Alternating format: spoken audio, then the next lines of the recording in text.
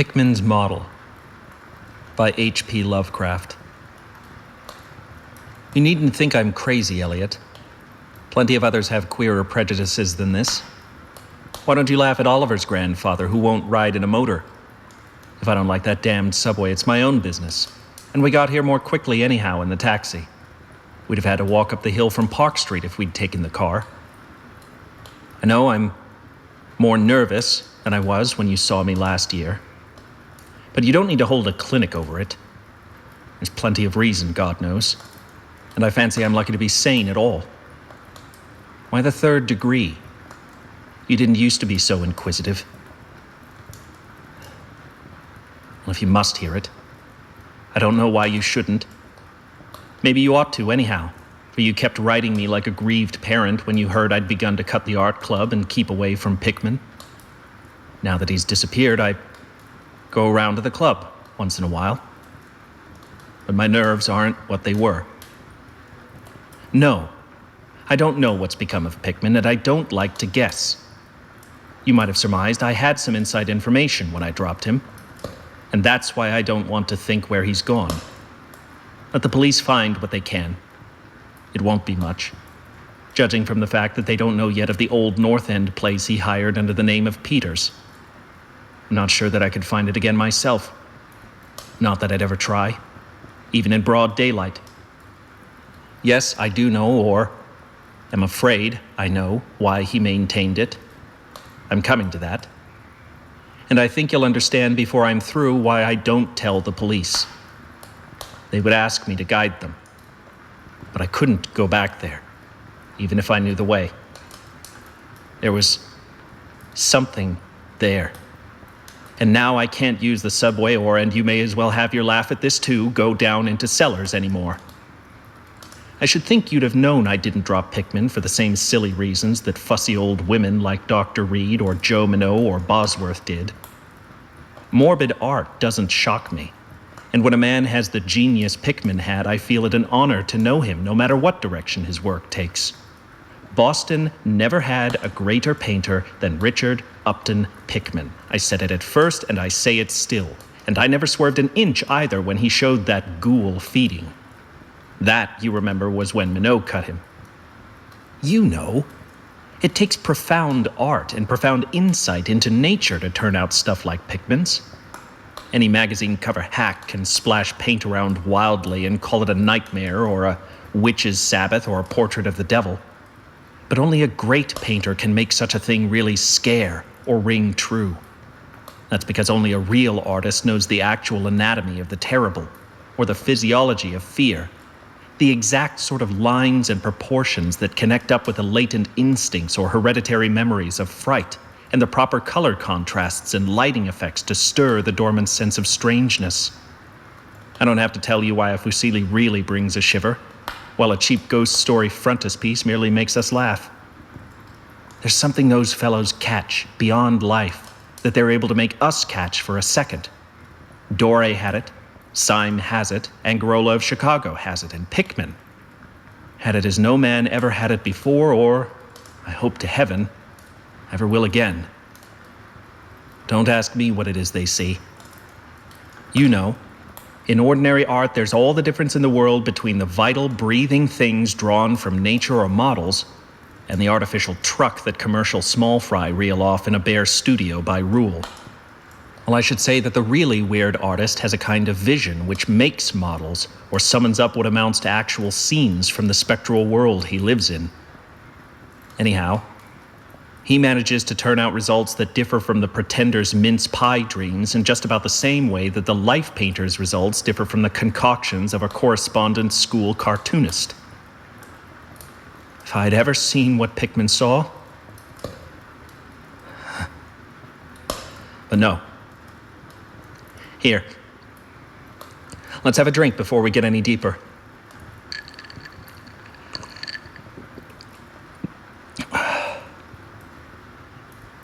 God. I wouldn't be alive if I'd ever seen what that man, if he was a man, saw. You recall that Pickman's forte was faces. I don't believe anybody since Goya could put so much of sheer hell into a set of features or a twist of expression. And before Goya, you have to go back to the medieval chaps who did the gargoyles and chimeras on Notre Dame and Mont Saint-Michel. They believed all sorts of things, and maybe they saw all sorts of things too, for Middle Ages had some curious phases. I remember you asking Pickman yourself once, the year before you went away, wherever in thunder he got such ideas and visions. Wasn't that a nasty laugh he gave you? It was partly because of that laugh that Reed dropped him. Reed, you know, had just taken up comparative pathology and was full of pompous inside stuff about the biological or evolutionary significance of this or that mental or physical symptom. He said Pickman repelled him more and more every day, and almost frightened him toward the last. That the fellow's features and expression were slowly developing in a way he didn't like, in a way that wasn't human.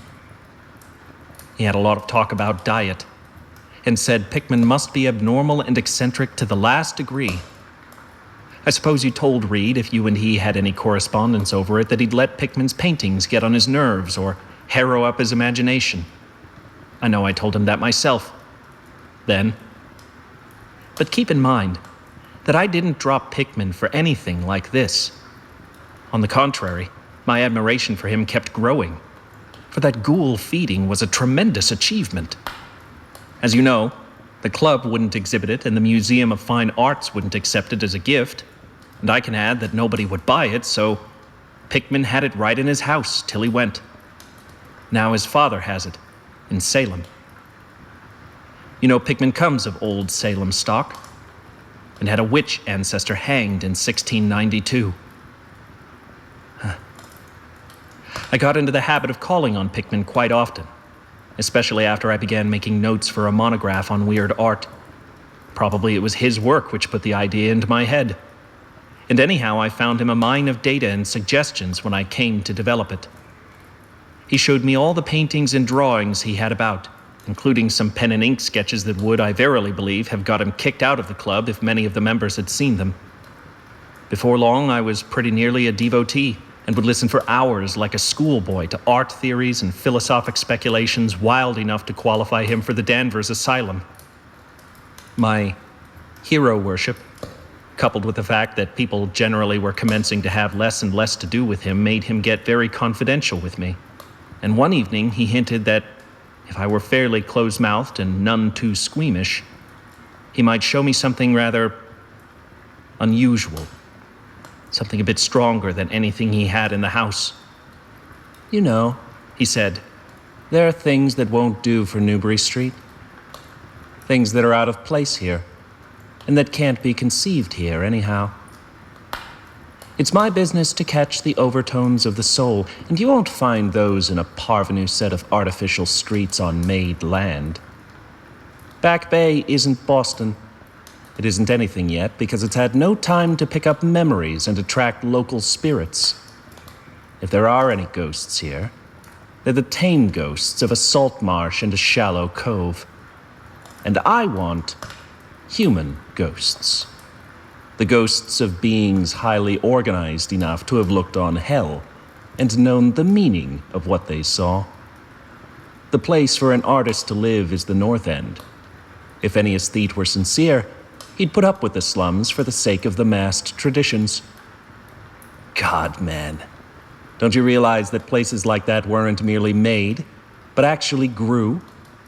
Generation after generation lived and felt and died there, and in days when people weren't afraid to live and feel and die.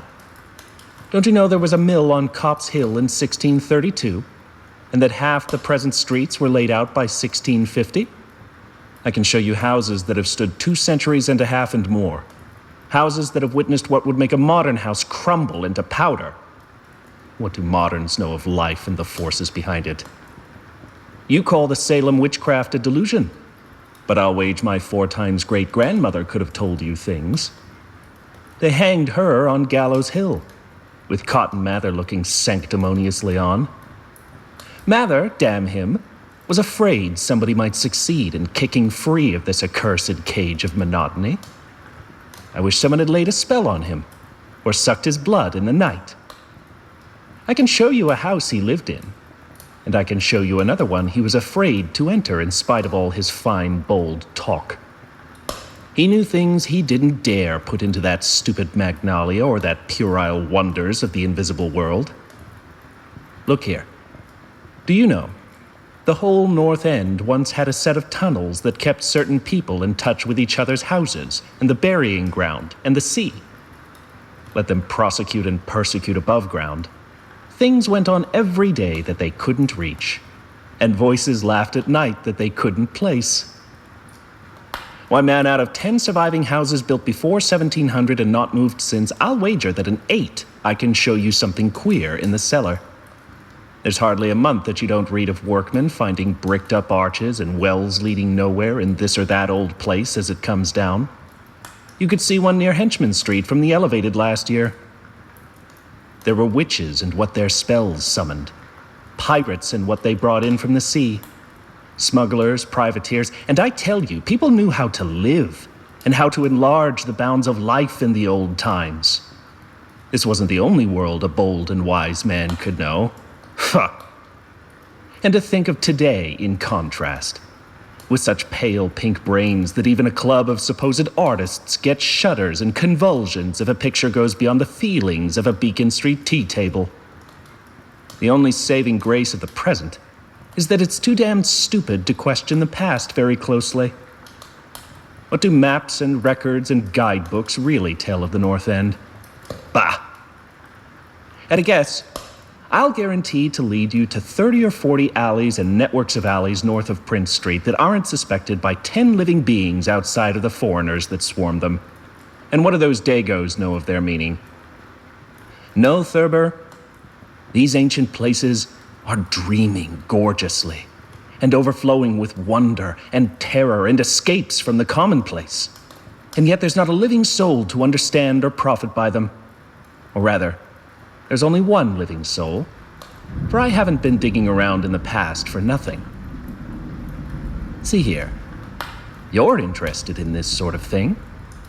What if I told you that I've got another studio up there, where I can catch the night spirit of antique horror and paint things that I couldn't even think of in Newbury Street?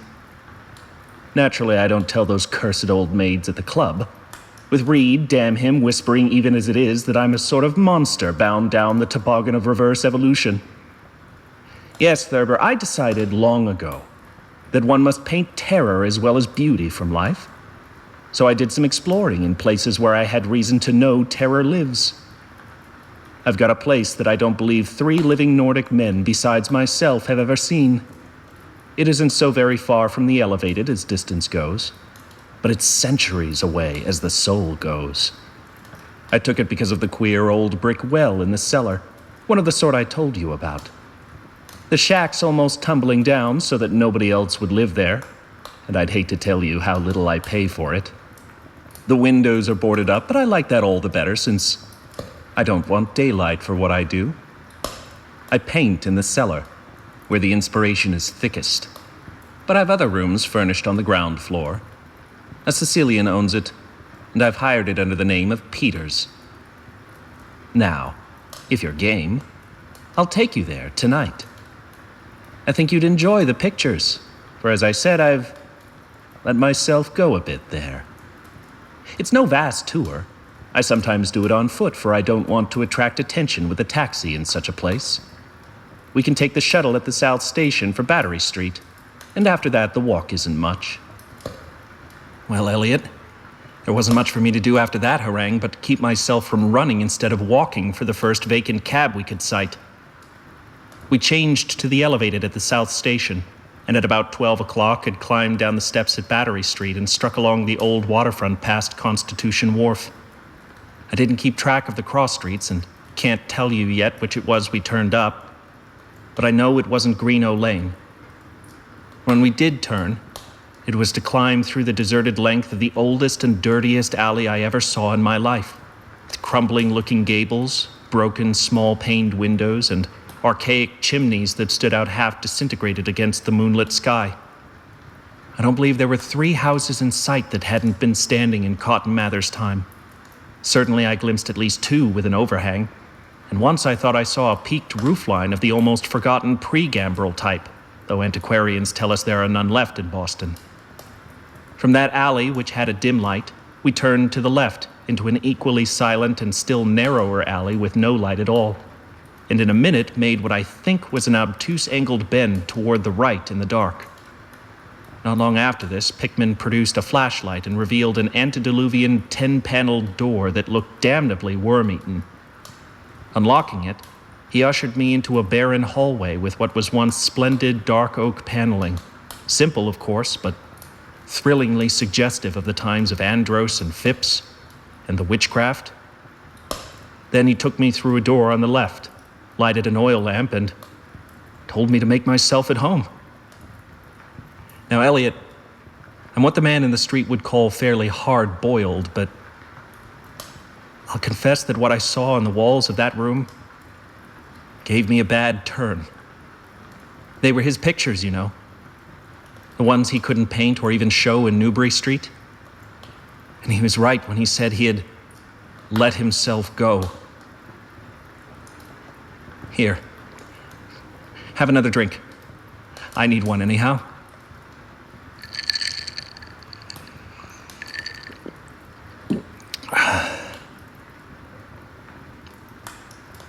There's no use in my trying to tell you what they were like, because the awful, the blasphemous horror, and the unbelievable loathsomeness and moral fetor came from simple touches, quite beyond the power of words to classify.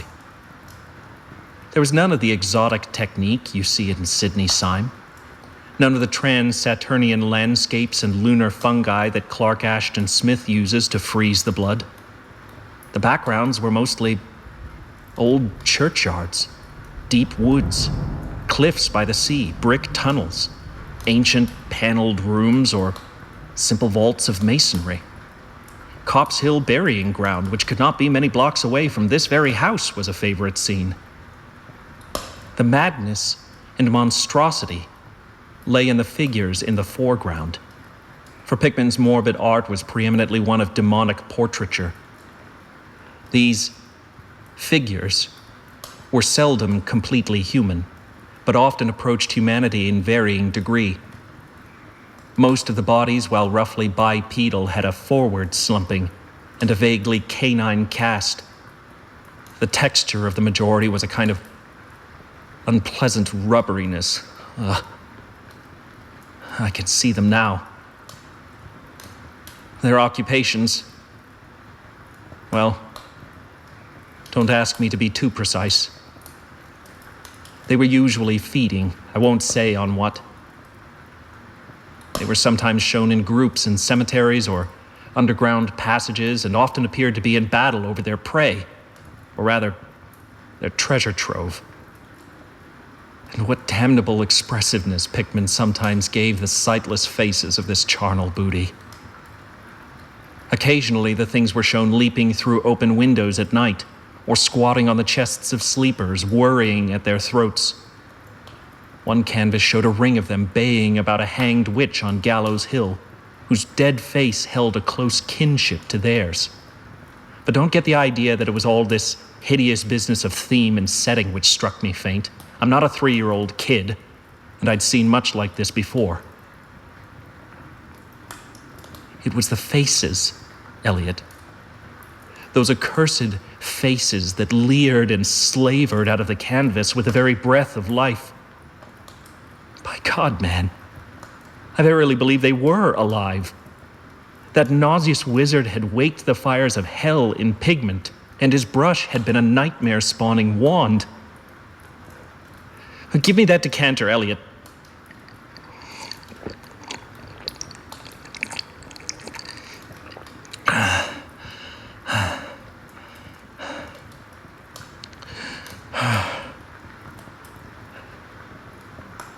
There was one thing called the lesson.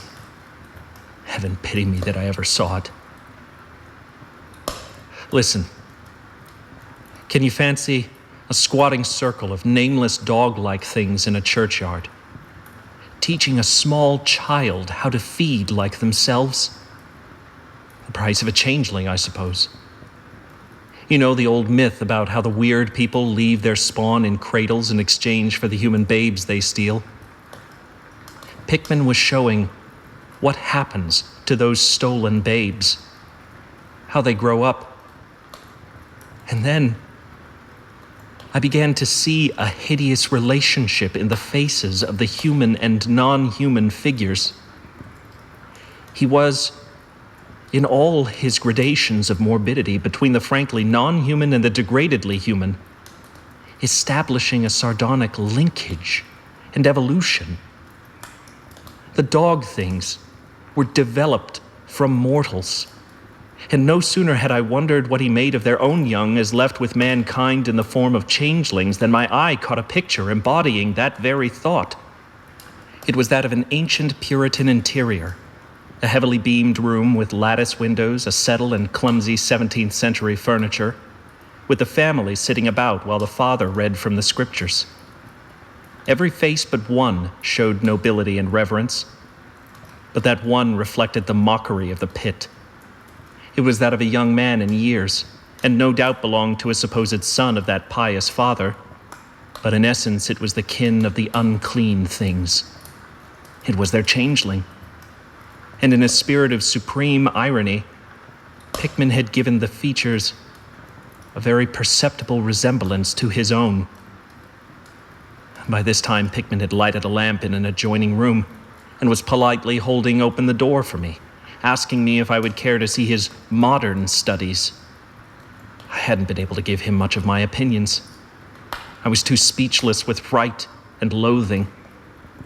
But I think he fully understood and felt highly complimented. And now, I want to assure you again, Elliot, that I'm no mollycoddle to scream at anything which shows a bit of departure from the usual. I'm middle-aged and decently sophisticated, and I guess you saw enough of me in France to know I'm not easily knocked out. Remember, too, that I'd just about recovered my wind and gotten used to those frightful pictures which turned colonial New England into a kind of annex of hell.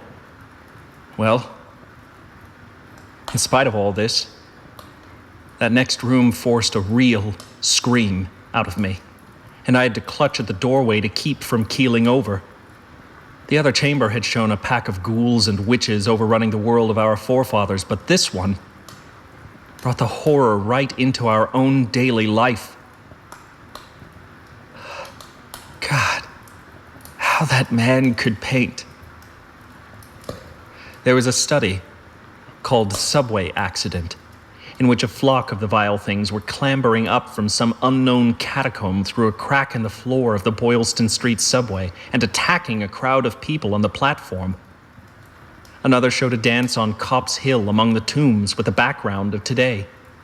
Then there were any number of cellar views, with monsters creeping in through holes and rifts in the masonry, and grinning as they squatted behind barrels or furnaces and waited for their first victim to descend the stairs. One disgusting canvas seemed to depict a vast cross-section of Beacon Hill, with ant-like armies of the mephitic monsters squeezing themselves through burrows that honeycombed the ground. Dances in the modern cemeteries were freely pictured, and another conception somehow shocked me more than all the rest, a scene in an unknown vault where scores of the beasts crowded about one who held a well-known Boston guidebook and was evidently reading aloud. All were pointing to a certain passage, and every face seemed so distorted with epileptic and reverberant laughter that I almost thought I heard the fiendish echoes. The title of the picture was Holmes, Lowell, and Longfellow Lie Buried in Mount Auburn. As I gradually steadied myself and got readjusted to this second room of deviltry and morbidity, I began to analyze some of the points in my sickening loathing. In the first place, I said to myself, these things repelled because of the utter inhumanity and callous cruelty they showed in Pickman. The fellow must be a relentless enemy of all mankind to take such glee in the torture of brain and flesh and the degradation of the mortal tenement. In the second place, they terrified because of their very greatness. Their art was the art that convinced. When we saw the pictures, we saw the demons themselves and were afraid of them. And the queer part was that Pickman got none of his power from the use of selectiveness or bizarrerie. Nothing was blurred, distorted, or conventionalized. Outlines were sharp and lifelike, and details were almost painfully defined. And the faces. It was not a mere artist's interpretation that we saw. It was pandemonium itself. Crystal clear in stark objectivity. That was it, by heaven. The man was not a fantasist or a romanticist at all. He did not even try to give us the churning, prismatic ephemera of dreams, but coldly and sardonically reflected some stable, mechanistic, and well-established horror world which he saw fully, brilliantly, squarely, and unfalteringly. God knows what that world can have been, or where he ever glimpsed the blasphemous shapes that loped and trotted and crawled through it. But whatever the baffling source of his images, one thing was plain. Pickman was, in every sense, in conception and in execution, a thorough, painstaking, and almost scientific realist. My host was now leading the way down cellar to his actual studio, and I braced myself for some hellish effects among the unfinished canvases. As we reached the bottom of the damp stairs, he turned his flashlight to a corner of the large open space at hand, revealing the circular brick curb of what was, evidently, a great well in the earthen floor. We walked nearer, and I saw that it must be 5 feet across, with walls a good foot thick and some 6 inches above the ground level. Solid work of the 17th century, or I was much mistaken. That, Pickman said, was the kind of thing he had been talking about. An aperture of the network of tunnels that used to undermine the hill. I noticed idly that it did not seem to be bricked up, and that a heavy disc of wood formed the apparent cover. Thinking of the things this well must have been connected with if Pickman's wild hints had not been mere rhetoric, I shivered slightly, then turned to follow him up a step and through a narrow door into a room of fair size, provided with a wooden floor and furnished as a studio. An acetylene gas outfit gave the light necessary for work. The unfinished pictures on easels or propped against the walls were as ghastly as the finished ones upstairs, and showed the painstaking methods of the artist. Scenes were blocked out with extreme care, and penciled guidelines told of the minute exactitude which Pickman used in getting the right perspective and proportions. The man was great. I say it even now, knowing as much as I do.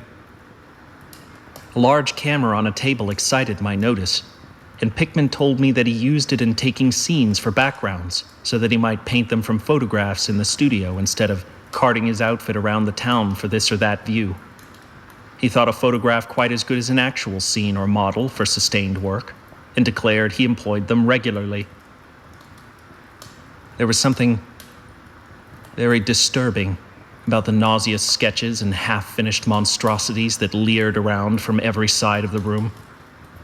And when Pickman suddenly unveiled a huge canvas on the side away from the light, I could not for my life keep back a loud scream, the second I had emitted that night. It echoed and echoed through the dim vaultings of that ancient and nitrous cellar, and I had to choke back a flood of reaction that threatened to burst out as hysterical laughter. Merciful Creator, Elliot. But I don't know how much was real and how much was feverish fancy. It doesn't seem to me that Earth can hold a dream like that. It was a colossal and nameless blasphemy with glaring red eyes, and it held in bony claws a thing that had been a man, gnawing at the head as a child nibbles at a stick of candy. Its position was a kind of crouch, and as one looked, one felt that at any moment it might drop its present prey and seek a juicier morsel. But damn it all, it wasn't even the fiendish subject that made it such an immortal fountainhead of all panic, not that, nor the dog face with its pointed ears, bloodshot eyes, flat nose, and drooling lips. It wasn't the scaly claws, nor the mold-caked body, nor the half-hooved feet. None of these, though any one of them might well have driven an excitable man to madness. It was the technique, Elliot. The cursed, the impious, the unnatural technique. As I am a living being, I never elsewhere saw the actual breath of life so fused into a canvas. The monster was there. It glared and gnawed and gnawed and glared, and I knew that only a suspension of nature's laws could ever let a man paint a thing like that without a model, without some glimpse of the netherworld which no mortal unsold to the fiend has ever had.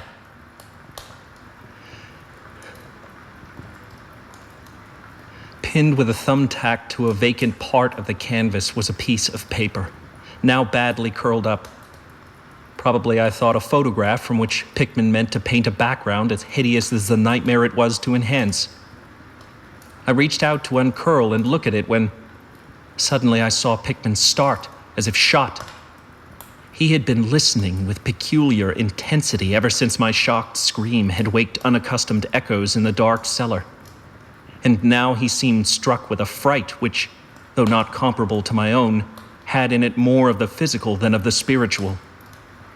He drew a revolver and motioned me to silence, then stepped out into the main cellar and closed the door behind him. I think I was paralyzed for an instant. Imitating Pickman's listening, I fancied I heard a faint scurrying sound somewhere, and a series of squeals or bleats in a direction I couldn't determine. I thought of huge rats and shuddered. Then there came a subdued sort of clatter, which somehow set me all in gooseflesh. A furtive, groping kind of clatter, though I can't attempt to convey what I mean in words. It was like heavy wood falling on stone or brick. Wood on brick. What did that make me think of? It came again, and louder. There was a vibration as if the wood had fallen farther than it had fallen before. After that followed a sharp, grating noise, a shouted gibberish from Pickman, and the deafening discharge of all 6 chambers of a revolver fired spectacularly as a lion tamer might fire in the air for effect. A muffled squeal or squawk, and a thud. Then more wood and brick grating. A pause, and the opening of a door at which I'll confess I started violently.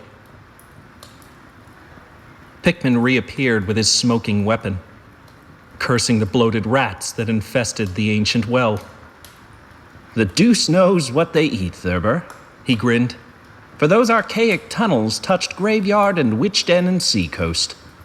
But whatever it is, they must have run short, or they were devilish anxious to get out. Your yelling stirred them up, I fancy. Better be cautious in these old places. Our rodent friends are the one drawback, though I sometimes think they're a positive asset by way of atmosphere and color." Well, Elliot, that was the end of the night's adventure. Pickman had promised to show me the place, and heaven knows he had done it. He led me out of that tangle of alleys in another direction, it seems, for when we sighted a lamppost, we were in a half-familiar street with monotonous rows of mingled tenement blocks and old houses. Charter Street, it turned out to be, but I was too flustered to notice just where we hit it. We were too late for the elevated, and walked back downtown through Hanover Street. I remember that walk. We switched from Tremont up Beacon, and Pickman left me at the corner of Joy where I turned off. I never spoke to him again. Why did I drop him? Don't be impatient. Wait till I ring for the coffee. We've had enough of the other stuff, but I, for one, need something. No. It wasn't the paintings I saw in that place, though I'll swear they were enough to get him ostracized in 9/10 of the homes and clubs of Boston. And I guess you won't wonder now why I have to steer clear of subways and cellars. It was something I found in my coat the next morning. You know, the curled up paper tacked to that frightful canvas in the cellar? The thing I thought was a photograph of some scene he meant to use as a background for that monster. That last scare had come while I was reaching to uncurl it, and it seems I had vacantly crumpled it into my pocket. But here's the coffee. Take it black, Elliot, if you're wise. Yes, that paper was the reason I dropped Pickman. Richard Upton Pickman, the greatest artist I have ever known, and the foulest being that ever leaped the bounds of life into the pits of myth and madness. Elliot, old Reed was right. He wasn't strictly human. Either he was born in strange shadow, or he'd found a way to unlock the forbidden gate. It's all the same now, for he's gone. Back into the fabulous darkness he loved to haunt. Here, let's have the chandelier going. Don't ask me to explain or even conjecture about what I burned. Don't ask me either what lay behind that mole-like scrambling Pickman was so keen to pass off as rats. There are secrets, which might have come down from old Salem times, and Cotton Mather tells even stranger things. You know how damned lifelike Pickman's paintings were? How we all wondered where he got those faces. Well, that paper wasn't a photograph of any background after all. What it showed was simply the monstrous being he was painting on that awful canvas. It was the model he was using, and its background was merely the wall of the cellar studio in minute detail. But by God, Elliot, it was a photograph from life.